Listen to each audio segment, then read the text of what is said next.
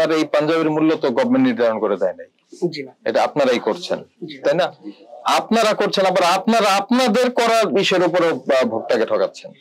প্রত্যেক আইটেমে তাহলে এখন তো বেশি নিচ্ছেন ভোক্তার কাছ থেকে, ভোক্তা তো ঠকে যাচ্ছে। কোন দেশীয় পাঞ্জাবি? মানে কি আপনি সেলসম্যান, আপনাকে কাস্টমার জিজ্ঞেস করবে? ধরেন আমি কিনতে আসছি, আপনি এখন জেনে বলবেন এটা কোন দেশের? আচ্ছা, এগুলো ফেব্রিক্স গুলো সবগুলো বাইরে থেকে ইম্পোর্ট করে আনা হয়েছে। হ্যাঁ, আর এরপরে ম্যানুফ্যাকচার আমাদের বাংলাদেশে করা হয়। মানে আপনারা বানান নাকি অন্য কেউ বানান? না, আমাদের থেকে। এখানে ট্যাগ দুইটা কেন? এই যে প্রাইস ট্যাগ আছে, এই প্রাইস ট্যাগে একটার উপর আরেকটা দেখতে পাচ্ছি। আগে ৬৯৫০ কিভাবে ছিল?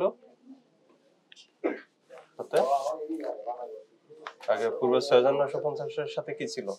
ওটা ভ্যাট সহ ছিল। ভ্যাট সহ ছিল। তাহলে এখন এটার সাথে আবার ভ্যাট যোগ করছেন কেন? তাহলে প্রাইস বেশি বেড়ে যাচ্ছে না?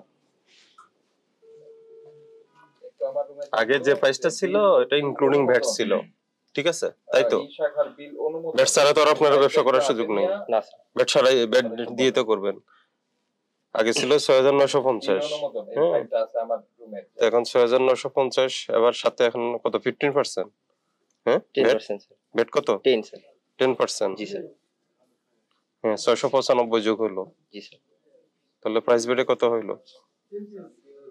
৭৬৪৫।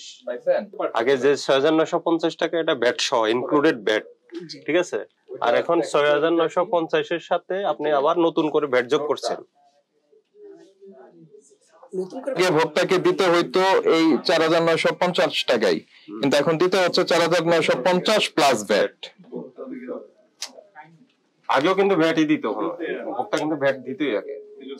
প্রত্যেক আইটেমে তাহলে এখন তো বেশি নিচ্ছেন ভোক্তার কাছ থেকে, ভোক্তা তো ঠকে যাচ্ছে। আমি বলি আপনার এই শোনেন, আপনার এই পাঞ্জাবির মূল্য তো গভর্নমেন্ট নির্ধারণ করে দেয় নাই, এটা আপনারাই করছেন, তাই না? আপনারা করছেন, আবার আপনারা আপনাদের করার বিষয়ের উপর ভোক্তাকে ঠকাচ্ছেন।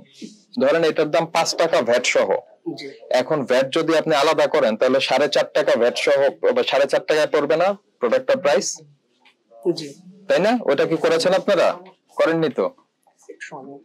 ৬৯৫ টাকা আপনারা বেশি নিচ্ছেন কাস্টমার থেকে।